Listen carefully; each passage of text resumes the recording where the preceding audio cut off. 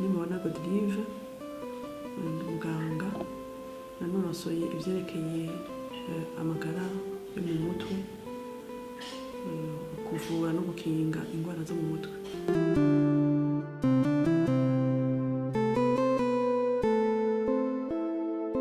Iyo bavuze ingwara zo mu mutwe ni ugutahura yuko ari ingwara zihungabanya ikora ry'ubwonko bw'umuntu, ugasanga umurwayi arahungabanye muri rusange, hagahungabana inyifato yiwe, hagahungabana ibikorwa vyiwe, hakanahungabana mbere n'imigenderanire afitaniye n'abandi.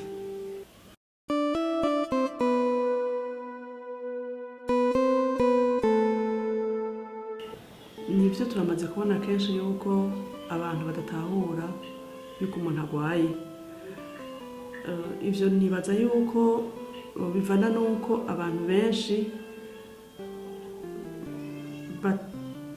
bamaze kubona umuntu agwaye biyumvira yuko kumbure yagwaye amashetani canke yarozwe, ariko ico botahura nuko ingwara zo mu mutwe zibaho. Ingwara zo mu mutwe zirabaho nkuko ingwara ishobora gufata igipande c'umubiri ico arico cose, hanyuma rero izo ngwara kandi ziravugwa. Iyo rero babanze kubona yuko umurwayi wabo yahinduye inyifato, yahinduye uko yahora akora, uko yahora avuga, uko yahora yitwara mu buzima bwiwe, vyoba vyiza begereye abaganga bakabaza kugira ngo babafashe, kibura baha umuco, babaha intumbero y'abakwiza kwitura.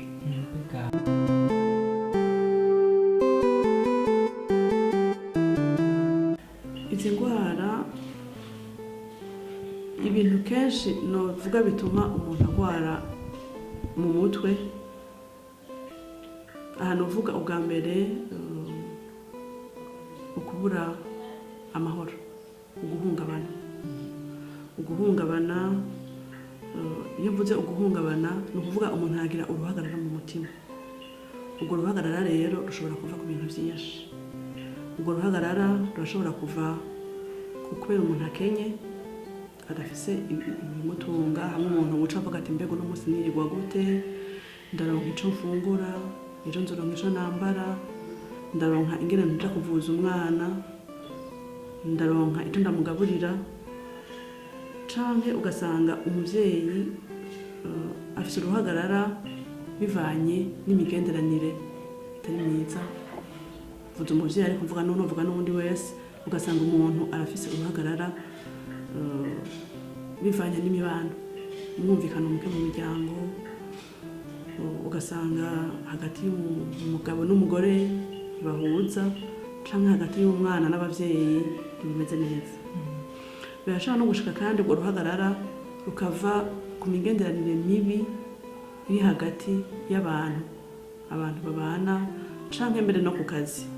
Ugasanga hagati y'abantu bakorana hari icuka kitameze neza gituma umwe n'uwundi aja mu ruhagarara, canke ugasanga hagati y'abakozi n'abakoresha naho nyene iyo migenderanire itari myiza, bigatuma yuko wa muntu yaja mu ruhagarara w'igihe kinini, bigaheza bikamuvyurira ingwara, canke bikamutera ingwara atarasanganywe, ariyo ingwara mu mutwe. Ikindi novuga gishobora gutuma umuntu agwara mu mutwe, novuga cane ku bintu tumaze imisi tubona ku bantu bakiri bato, ibintu vyo gufata ibiyayuramutwe, urumogi hamwe n'ibindi biyayuramutwe biri ubwoko bwinshi.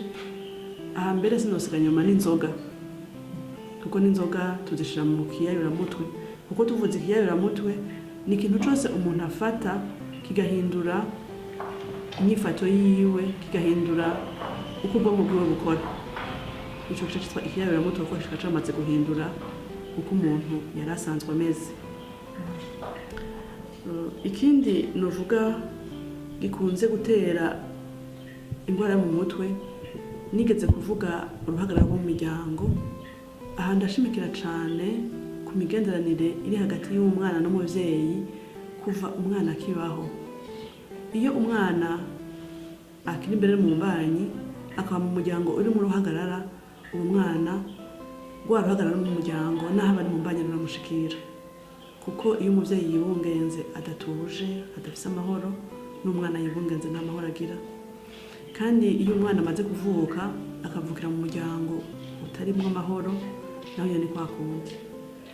Iyo rero bishitse ugasanga umuvyeyi umwe ahashana cyane novuga nka mama w'umwana akaba afise nk'uburwayi bwo mu mutwe, biratera ikibazo umwana kuko munazi ko umwana akiri muto arakenera cyane umuvyeyi mama wiwe, kuko mama wiwe ariko aramugaburira amuha ibere, umwana arumva ko hari umuntu bafitaniye ubunywanyi kandi akomeye. Uwo mwana araryoherwa iyo mama wiwe ariko aramutwengera, ariko aramuvugisha, nubwo umwana batavuga umuvyeyi ariko aravugisha umwana biramwubaka, biratuma umwana agira amahoro mu mutima, biratuma umwana atekana, biratuma umwana yumva ko yuzuye. Ariko iyo afise umuvyeyi agwaye, ubwo rukundo ubwo bwuzure umuvyeyi aho umwana, uwo mwana ntabwo aronka. Iyo umuvyeyi agwaye akenshi kubera ko kudatahura mwavuga ko uburwayi bwo mu mutwe no mu muryango kenshi ntibatahurana. Rero kubera ko kudatahurana usanga mu muryango hama uruhagarara, bigashika rero umwana akiri muto arahungabanye, bikanashika mbere ugasanga umwana ntiyitwararitswe, ugasanga mbere baranamukubaguye. Ibyo byo gukubagurwa ntibishikira gusa abavyeyi bagwaye, n'abavyeyi batagwaye abenshi hari igihe bibaza yuko iyo umwana agize ikosa kugira ngo umuntu amukosore ari gufata igiti. Habanamba umwana urashobora kumugarukana buhoro buhoro, cyane mu biganiro, mukaganira ukamwereka umwana ikibi carico, kandi agakura kuva akiri muto umwereka uti iki ni kibi iki ni ciza. Muri ico gihe akura azi kibi ni ciza. Mugabo ari uko umwana agize ikosa umuvyeyi agakubita, bitera igikomere umwana. Ari uko umwana agize ikosa umuvyeyi akavumagura, bituma umwana yisuzugura, bituma umwana yumva ko atagaciro afise. Rero uko bituma ko umwana atagira agaciro, biratuma ko ubuntu bwiwe, ico no twita mu kinyamazuru la personnalité y'umwana itaba nziza. Iyo rero umwana afiye hasi akagira ubwo buntu bwiwe butameze neza, ni naho binashika amaze gukura, iyo ahuye n'ibimugora adashobora kubitorera inyishu, adashobora wenyene, adafise novuga ngo ubutunzi bw'ubuntu bwuzuye bumutuma ashobora guhangana n'ibimugora. Iyo rero hageze ibimugora adafise bwa bwuzure aca ahungabana, ari naho kenshi ushobora gusanga umwana ahuye n'ingwara nyinshi aca agwara. Ibindi bintu novuga bishobora gutuma umuntu agwara hariho ukubura akazi. Ukubura akazi ni kimwe mu bindi bintu bishobora gutuma umuntu agwara. Kubera iki? Kuko kwamubona abandi bantu baja ku kazi nawe utagira aho utonda biratera uruhagarara mu muntu, kuko bituma yiyumvira ati mbega jewe ejo nzobaho gute, mbega ubuzima bwanje buzogira intumbero yihe ntagira akazi, ugasanga biramugoye. Ikindi kintu gishobora gutuma abantu bagwara, guhindura uburaro. Iki ndakivuga kubera iki? Kuko nk'iyo umuntu avuye aho yarasanzwe aba akaja nko mu wundi muryango nk'akarorero, bivanye n'uko yakiriwe hari igihe ashobora kugwara, bivanye n'uko avuye hamwe yaramenyereye kuba akaja ahandi bikamugora kumenyera aho handi agiye. Turakunze kubona kenshi abana baja kwiga hanze bashitseyo baca bagwara, ni ukuvuga baba batandukanye n'abavyeyi babo, ugasanga bagiye kuba ahandi hantu badafise umuntu ababa hafi wabo, ugasanga bibagoye kumenyera kwiyadapta muri hantu hashasha bagiye, hamwe hari imico mishasha batamenyereye, ugasanga biramugoye gusubira kwiyumva, ugasanga aciye ahera ngaho agwara buhoro buhoro, bigatangura biza buke buke, mu nyuma ugasanga haziyemo ingwara kandi ikomeye.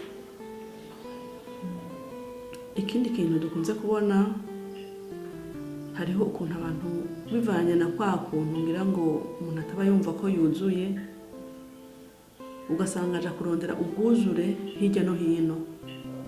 Turakunze kubona abantu benshi batambatamba mu bintu vyerekeye amadini, ugasanga ntibagira aho bahagaze, ugasanga nk'umuntu aravuye mu idini agiye mu rindi, ashitse yakumva nayo nyene ntiri mu bumvye, ugasanga avuye asubiye agiye mu rindi.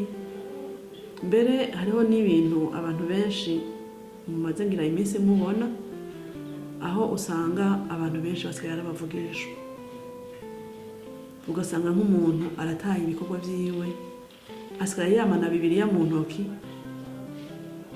akama ari ku nzira ahamagara umuntu wese abonye mw'ibarabara amubwira ubutumwa bw'Imana yambwiye ngo.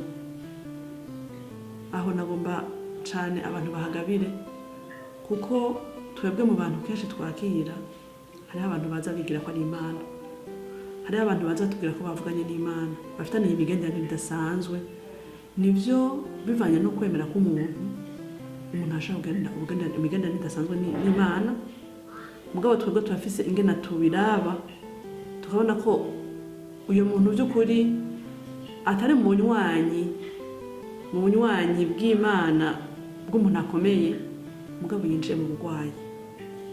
Kuko nababwiye ko nkivuga ico arico ingwara yo mu mutwe, umuntu naho yobasenga nasenga, mugabo iryo senga ryiwe ntirihungabanye ibikorwa vyiwe. Agira umwanya wo gusenga, agira n'umwanya wo gukora, agira n'umwanya wo kurondera igitunga umuryango wiwe.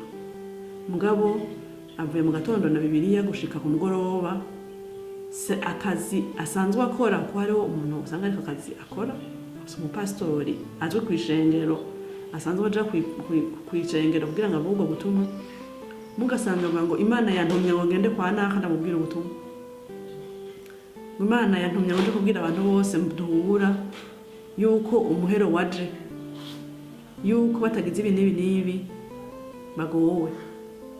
Aho abantu benshi bahagabira, nacane namaze kubona umuntu ameze gutyo, agira ibintu nk'ivyo, karaba neza by'ukuri ko ari ubutumwa ariko aravuga canke ko ari ubugwayi, kugira ngo bamuvuze kare. Hari abantu benshi bagwaye, ugasanga murahuye ukamubona ko n'ukuri ari mu bugwayi, mugabo abantu ukabona batamari bakumviza ngo ni ubutumwa, mugabo ugasanga uwo muntu by'ukuri aragwaye. Kandi uko batuba kumuvuza niko ingwara yiwe ikara ikomera, ugasanga mbere n'imiti aja kwa muganga biratevye ko ingwara yiwe yumva imiti. Ikindi kintu gikomeye gitera uruhagarara, mbere bigatera n'ingwara yo mu mutwe mu nyuma, ni intambara hamwe n'impanuka. Iyo umuntu yabaye mu ntambara biramuhungabanya cane, bikamutera uruhagarara, mu nyuma hagaheza hakazamo uburwayi bwo mu mutwe. Nico kimwe n'iyo umuntu yagize impanuka, turakunze kubona abantu bagize amasanganya canke abantu bagize umwuzurira canke baguweko n'amazu, mu nyuma bagira uburwayi bwo mu mutwe. Ariko navyo ivyo birakomeye cane, kuko biratuma umuntu ahungabana umwanya munini, hama bigatuma agwara. Hariho abantu bagwara ubwo nyene mu ntambara, ariko hariho n'abandi bagwara kubera inkurikizi z'intambara, kuko ni kenshi tubona iyo abantu bagiye muri ubwo buzima bw'intambara baguma baba muri bwa buzima bw'intambara, ugasanga barahahamutse, baguma babona ko bari mu ntambara, canke ugasanga intambara irabaye imbarutso y'ingwara umuntu yarasanga mu mugabo itaragaragara. Kiraba kimwe mu mbarutso. Ikindi novuga tubona gituma umuntu agwara, mu ngwara zo mu mutwe harimo ingwara z'uruhererekane. Turamaze kubona ko abantu iyo mu muryango hariho umwe yagwaye, umuvyeyi yagwaye, canke nahato bari umuvyeyi wo ku rugero rwa mbere, atari nka papa we canke mama wiwe, naho abaye nka sekuru, nyinasenge, nyinabo, hari igihe bishika tukabona ko n'abana bagwaye, tukabona ko bagwaye ingwara isa n'iyo mu muryango yari yaragwaye. Ni ukuvuga hari ingwara z'akaronda muri izi ngwara zo mu mutwe, tutabona nyezina ikizi ico zivako, mugabo tuca tubona ko ari ingwara zo mu muryango. Aho rero ni byiza yuko mu muryango muri bimwe byo gukinga batangura gukinga hakiri kare, kuko iyo imigenderanire itari myiza mu muryango hariho umwe agwaye birashobora gutuma uruhagarara mu muryango ruba imbarutso ku bandi bantu bo muri uwo muryango.